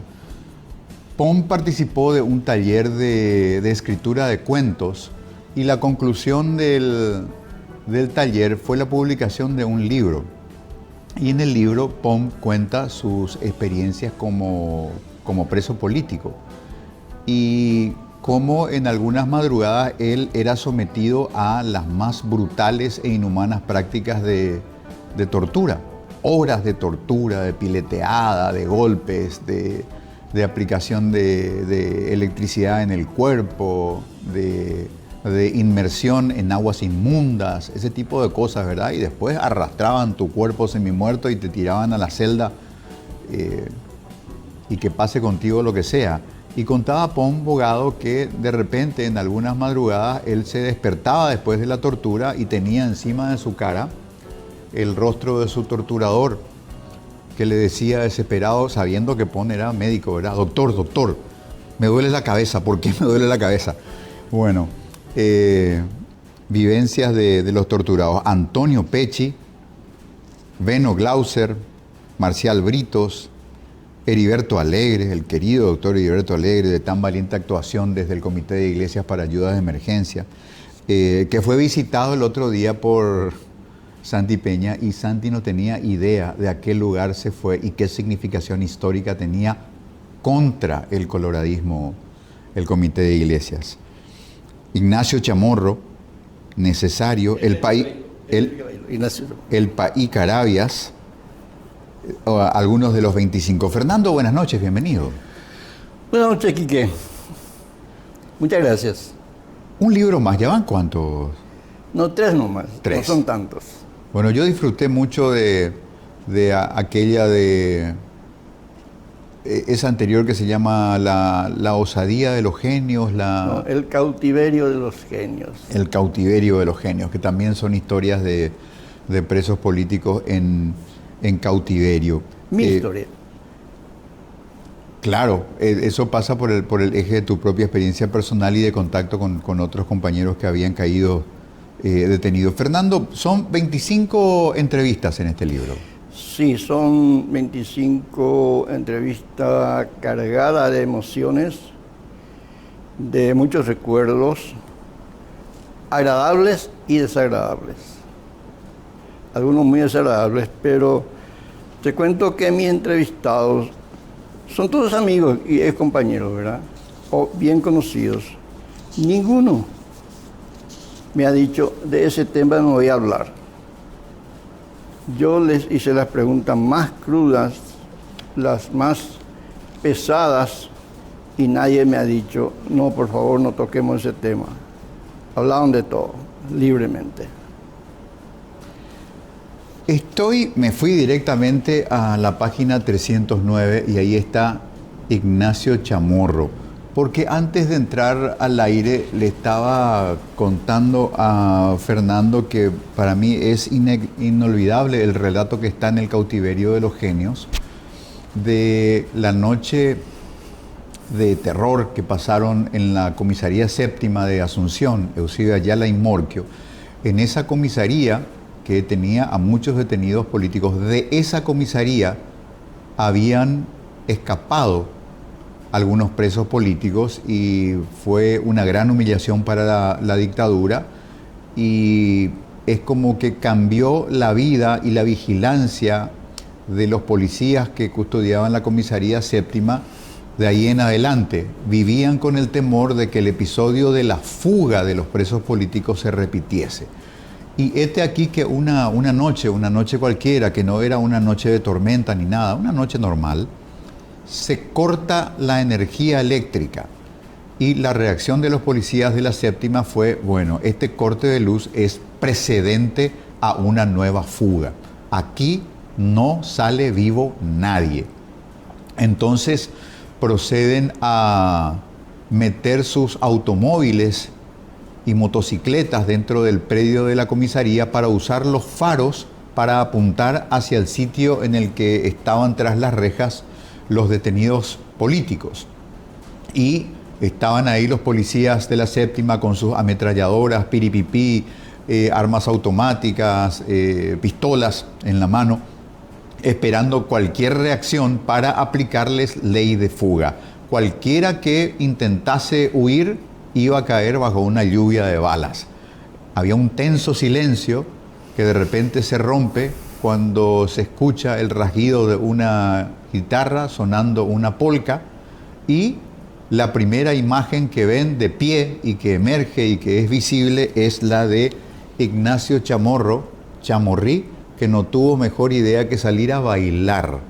Y después de un instante de estupefacción y confusión, los policías terminaron diciendo comunista y Tahuirahipá. Probablemente una historia muy mal contada de mi parte, pero esto pasó, Fernando. Sí, contaste muy bien.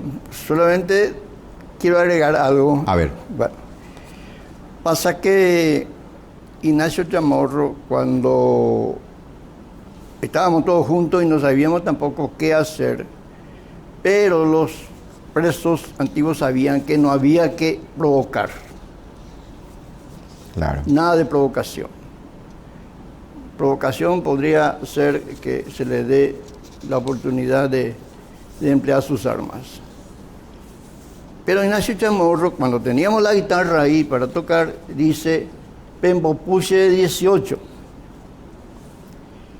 Y entonces, mi compañero que tocaba muy bien la guitarra y yo le acompañaba, comenzó a tocar 18. O sea, lo que sonó era la polca 18. Sí, la polca 18. Polca prohibida. Prohibidísima. Y entonces Ignacio Chamorro, que en ese momento era todavía joven, tendría como 35 años. Y sin embargo ya era un preso antiguo. Y cuando eso tenía ya 15 años, él entró preso a los 20 años. Bueno, y comenzó él a bailar. Tocamos la polca 18 y él comenzó a bailar solo. Y los policías estaban todos mareados, no sabían qué hacer, cómo reaccionar. Pero no era una provocación así bruta, era una contestación, digamos, política con arte, con música, con baile. Lógicamente los policías estaban ahí totalmente descolocados y uno de ellos dice, como dijiste, comunista y tarobapama. Era inconcebible. Yo te digo que ese habrá sido uno de los momentos más tensos de mi vida. Impresionante. Sabía que una equivocación nuestra podría ocasionar una masacre. Porque la excusa podía emplearse muy bien. Intentaron escapar y aprovechando el apagón. Pero no pasó nada. Los policías estaban ahí muy tensos también, igual que nosotros. Vino la luz de repente otra vez. Y ahí terminó todo. Pero antes de que viniera la luz, y esto es muy interesante, yo siempre me acuerdo de esto, cuando Chamorro termina de bailar, que habrá durado como 20, 30 segundos su baile, uno de los presos más antiguos dice, Yapurajeite Tanguazapucay. Y ya enseguida le metemos con todo y ya por ahí janta. Porque el vecindario entonces escucha y se da cuenta que en los calabozos sucede algo pero que los músicos están vivos, no pasa nada. Claro. Ese era el mensaje para la vecindad y para nosotros una alimentación, desde luego, anímico espiritual. Cantar Tetanguazapucay fue todo un momento glorioso. Yo siempre digo y yo creo que yo sueño nomás, que el himno del Paraguay tiene que ser Tetanguazapucay. No ese himno híbrido que no nos dice nada, hecho por un uruguayo, que el tipo hizo por encargo. Tetanguazapucay es nuestro himno. Surgido un sentimiento patriótico muy profundo, medularmente paraguayo. Y en nuestra lengua. Esa es mi idea.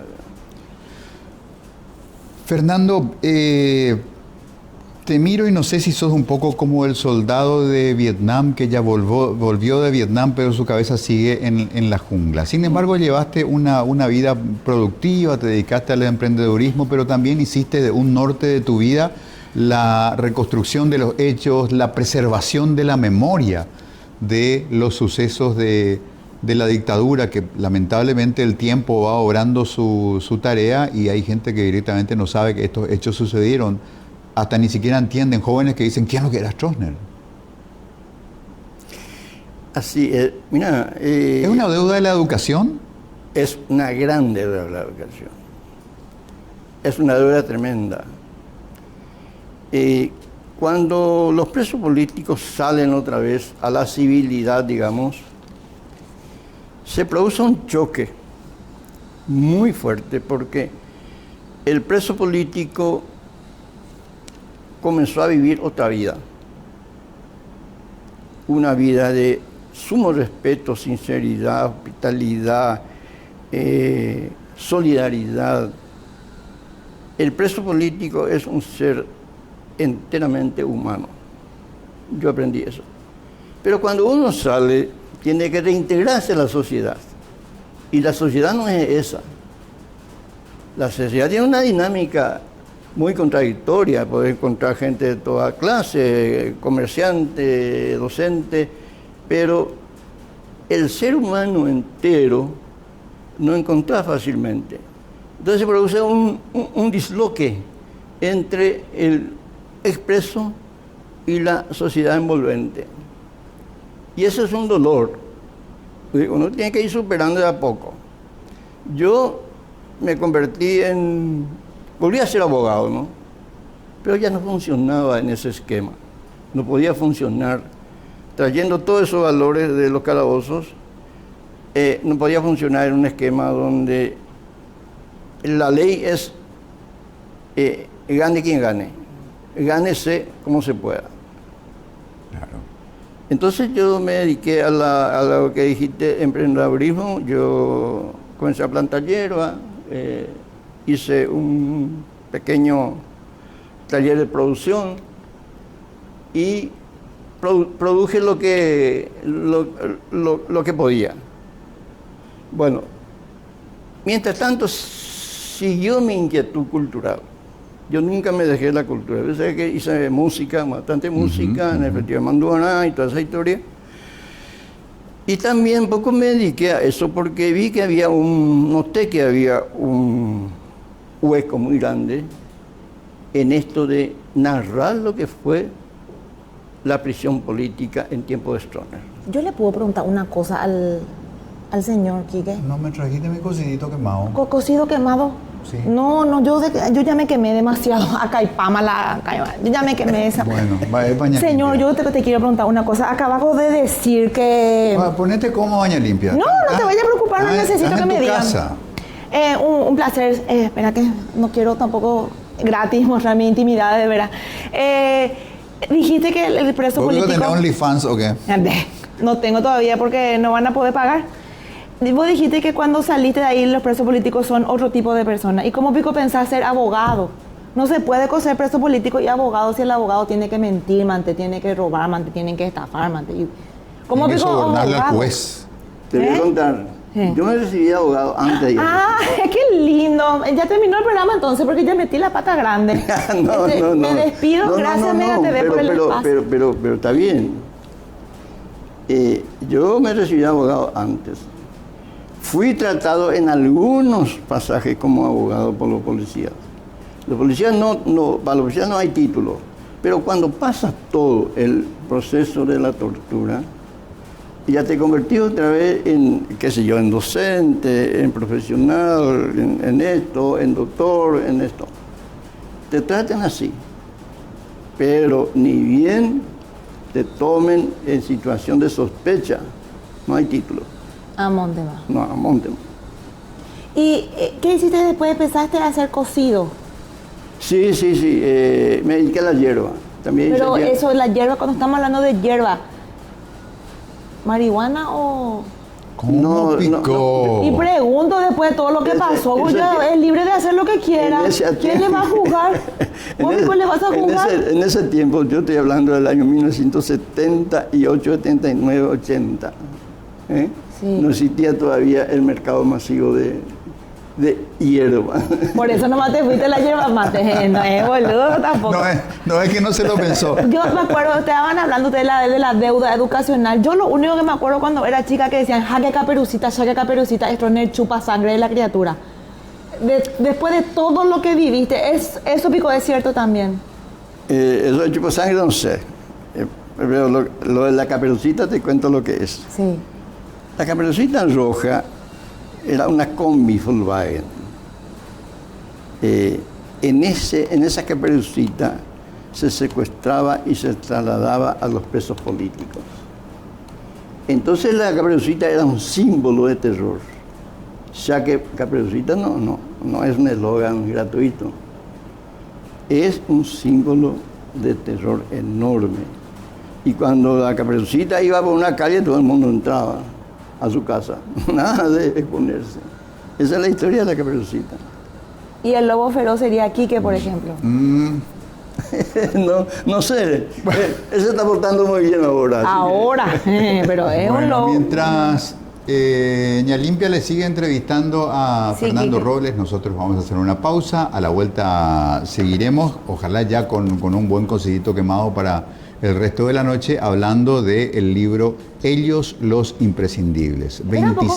Quique, Roble es su apellido, ¿verdad? Y el cocido se hace del árbol caído. No, hay que hacer leña del árbol caído. Pero no el roble. Bueno, vamos a una pausa, ¿sí? A la vuelta, Ellos los Imprescindibles.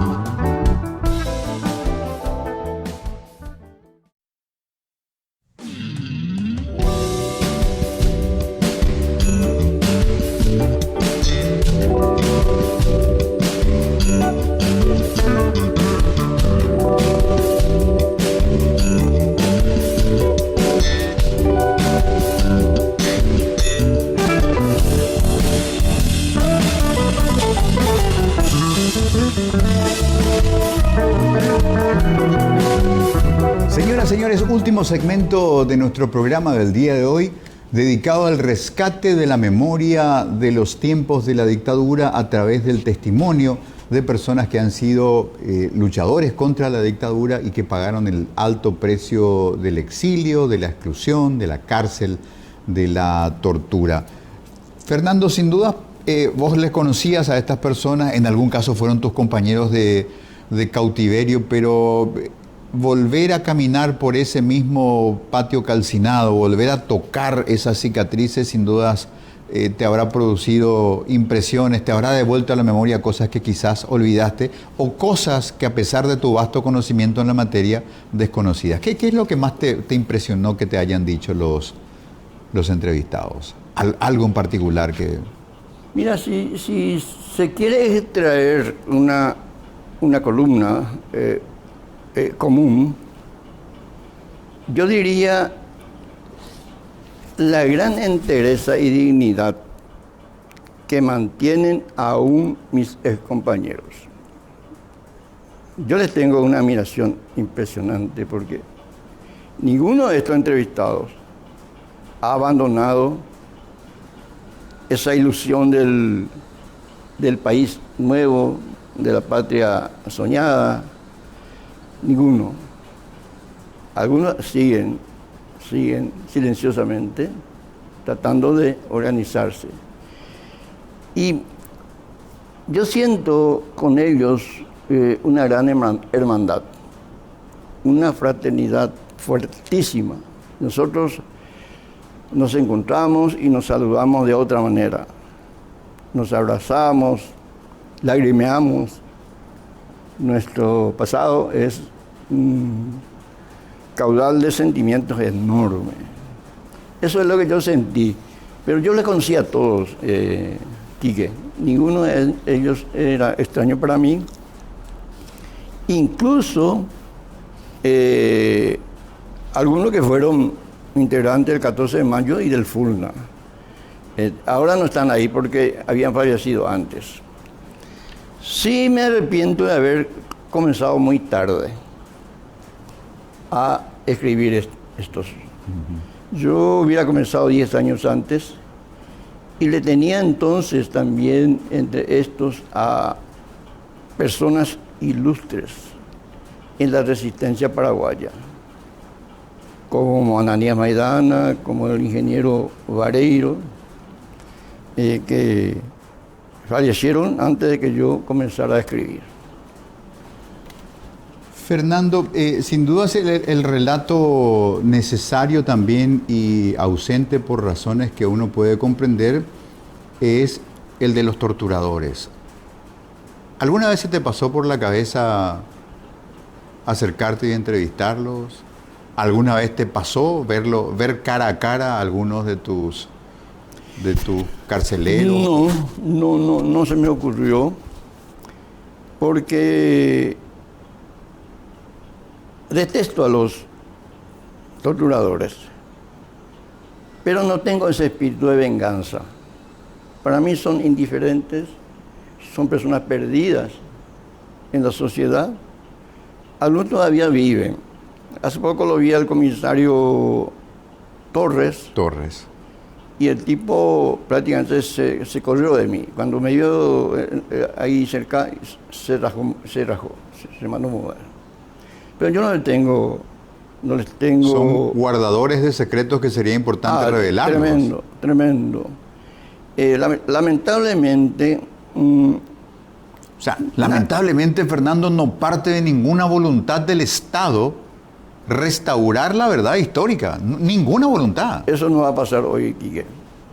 Porque de alguna manera el Estado sigue siendo manejado por estronistas, hijos de estronistas, hijos políticos de estronistas. El estronismo no desapareció. Cambió un poquito de modalidad, un poquito menos cruel, pero no desapareció. Por eso es que la política educacional paraguaya se olvidó de que existió un Stroessner, que existió un Edgar Eleifran, que existió un Duarte Vera, que existió Pastor Coronel. Si uno le dice a alguien, ¿vos le conocés a Pastor Coronel? Y va a creer que se está hablando del peluquero de la esquina. O sea, Fernando, que el otro día alguien me mostró un fragmento de un texto de educación primaria que habla de los gobiernos del pasado y ahí aparece la foto de Stroessner. Y este fue presidente constitucional de la República, a tal año, y durante su gobierno se hicieron grandes obras. Esa es la referencia a Stroessner en los libros. Sí, los estronistas exhiben eso como sus rótulos. Pasa que el fascismo apela mucho al monumentalismo. Para el fascismo es las obras, así, es lo más grande que existe y es exhibible. Y Itaipú es un símbolo del fascismo, de los dos gobiernos, paraguayo y las obras lo justifican todo. Sí, y bueno, y eso nosotros lo hemos discutido muchísimo. Está bien, vos tenés Itaipú y al lado tenés una sociedad destruida, inculta, tenés una política de salud desastrosa. O sea, hoy esta obsesión de las rutas asfaltadas, rutas, y al costado de la ruta no hay nada. Sí, pero ¿por qué hay rutas? Porque hay un negocio enorme. Alguien del estamento de poder muy poderoso está vendiendo los cementos. Por eso hay rutas. Y se construyen así puentes y viaductos a tambor batiente, sin la calidad necesaria. Te das cuenta que ahora los viaductos están todos inundados. Las obras de lo que hacen gala los estronistas no significan nada si el gobierno está hambriento, no hay salud, no hay educación, no hay oportunidad de trabajo. Los jóvenes están perdidos, Quique. Ese es mi gran dolor. Los jóvenes están perdidos, están ahí sin oportunidades, metidos en las drogas o en la delincuencia. Hoy en cualquier barrio de Asunción, barrio pobre, ya no hay gente que camina por la calle. Ese va a ser asaltado. Le van a sacar 20.000, 50.000, 80.000 guaraníes. Macanas, pero asaltan por eso. Claro, Fernando, digamos que si abrimos la línea de tiempo de nuestros procesos políticos, hubo un tiempo en el que tuvimos la tutela y la convivencia de la política con el militarismo. Se fue el militarismo después del marzo paraguayo y con el tiempo fue sustituido por el crimen organizado. Hoy la organización que más influye sobre el gobierno es el crimen organizado. Financia la política. Eso es evidente, eso no se le escapa a nadie. Eso sabe cualquiera que camina por la calle. Fernando, se nos va a ir el tiempo y nos vamos a hablar del libro. Dijiste que hiciste preguntas muy difíciles y te las respondieron. ¿Qué, Sí. por ejemplo, preguntaste? Por ejemplo, yo le digo, ¿estás arrepentido de haber ingresado a las filas de de la resistencia? Nadie me ha dicho que no. Y no estoy arrepentido. Era un deber de cualquier ciudadano consciente. También podría ser que yo le haya dicho, la tortura te dejó marcas indelebles que se producen odio, en rencores. No, porque nosotros los progresistas apelamos al amor.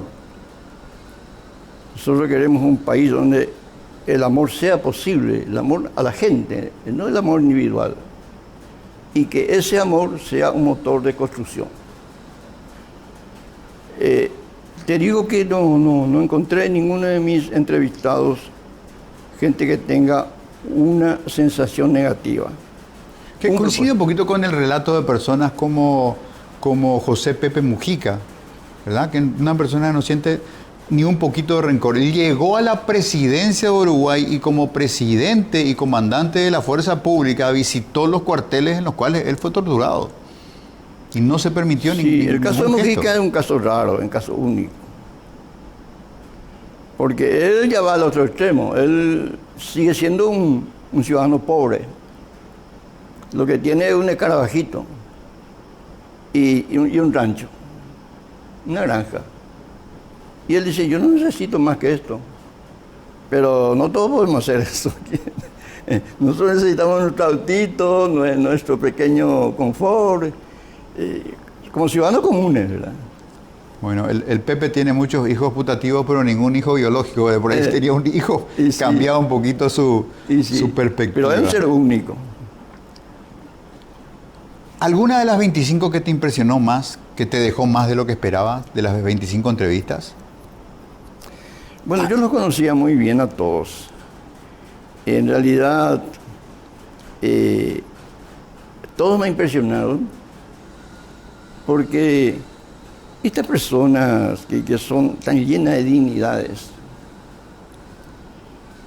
es muy difícil encontrar personas como estas, personas que no tienen ningún apego al dinero. Claro que todos quieren vivir de alguna forma con algún tipo de confort mínimo. Pero nadie haría nada anormal para ganarse plata. Eso definitivo, de eso yo garantizo. Ahora, ¿por qué no son personas prominentes en la sociedad? Salvo algunas, como acá entre uno de los citados está Euclides Acevedo, por ejemplo, una persona de gran prominencia pública. Pero No hablemos de ese que... ¿Te acuerdas cuando vino?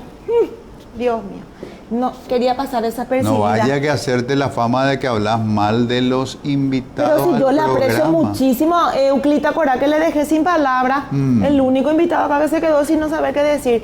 Yo que soy romántica y más yo te quiero preguntar una cosa. ¿Sí?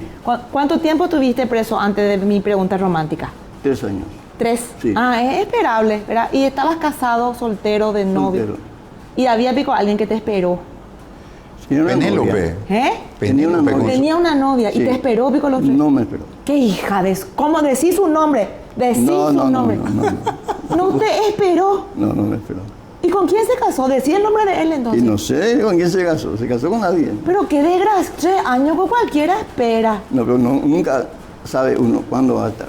La verdad que sí, hubo gente que estuvo 15 años. Y después cuando saliste de ahí, encontraste pico el amor. No te digo el amor para el pueblo, el amor individual. Y ahora estoy con mi señora. ¿Y cuánto tiempo después le conociste? Mucho después ya, 10 años por ahí. Ah, ya estaba medio... Ya superaste más, digamos, ¿verdad? No, porque te imaginas salir de ahí todo medio enclenque. ¿Qué cosa le iba a ir a buscar novia? Ese es difícil. No, situación económica deplorable. Y pues, peor que Mujica estaba. No podía conseguir trabajo. No. Porque nadie le daba trabajo a un expreso político, porque estaba encima el rótulo de comunista. Sea o no comunista, te calificaban como tal y esa es una marca negra. Hablando de marca negra, yo tengo humor negro, pero no vamos a usar hoy. Pero una cosa que él dijo en el corte aquí que me quedó así, que el paraguayo no importa el momento, siempre sale con humor. Contanos algo, un momento que vos decís, acá ya desastre y que... No hay nada de qué reírse. Ya no Sin hay embargo, nada que sí. reírse y alguien te hizo reír en ese momento. No sé, hay muchísimos casos. Pero uno. No me puedo acordar concretamente de un caso, me es difícil. Pero era normal eso, era corriente. Voy a contar uno. A ver. En la séptima había dos compañeros muy chistosos. O sea, muy alegres y muy Mucha chispa. Con espíritu así, siempre alegre. Y ellos hacían chiste para todos, ¿verdad? Y de todos. Un día, y trabajaban juntos, hacían cositas así juntos. Y un día le dice al otro, fulano, sea cero en libertad. Andere seno, cero y te calle tan debe. Ya, ¿dónde está? ¿Dónde le dice? Va a ir pia. Hande un simpático, de yuque, hande. Era en Bogotá, a la preso. Entonces era media grande preso. Bueno, el humor que, como decía Gilbert Kenneth Chesterton, es una forma amable de desesperación, Ayepa, para administrar tus angustias. Fernando, se nos acabó el tiempo. Te agradezco infinitamente la visita, esta militancia de tu vida a favor de la restauración de la memoria, de tiempos duros que deberían ser no solamente adecuadamente historiados, sino que tendrían que ser sistemáticamente enseñados en escuelas, colegios y facultades. Una gran deuda que la educación tiene con la verdad histórica de los años oscuros del estronismo. Muchas gracias, Fernando. Gracias a vos, gracias a vos. Gracias, Fernando. Realmente. Y estoy complacido de haber estado acá, conversado contigo sobre un tema que a mí me apasiona. Una cosa nomás yo quiero decir, antes de irnos, un segundo, qué suerte que yo no fui presa. Porque yo no iba a poder evitar la provocación. Yo nací para provocar. No iba a poder nomás luego. ¿Verdad, Quique? ¿Lo sabes? ¿Qué clase de provocación lo que hace? Y a esta altura ya todas clases nomás ya hago. Se va a ir ya mi micro, Quique, ya habe. Ya una ¿Vos limpia. me sacás fotos, Sí, Quique? no, sí, ¿A quién vos le mandás, Quique? Para Tinder. ¿Esto dónde se denuncia? En Tinder. Menos mal que a tu señora, menos mal, Anita, no te vaya a preocupar contigo, nomás él chatea durante el programa. ¿A qué? Casi me caí. Aquella limpia. No, es que me desbarataste todo, Quique, ahí un poco. Menos mal, no se me ve nada. Bueno, Quique, se vaya a mi micro. Chao, uña limpia, chao, chao. Bueno, señora, uña limpia, chismosa.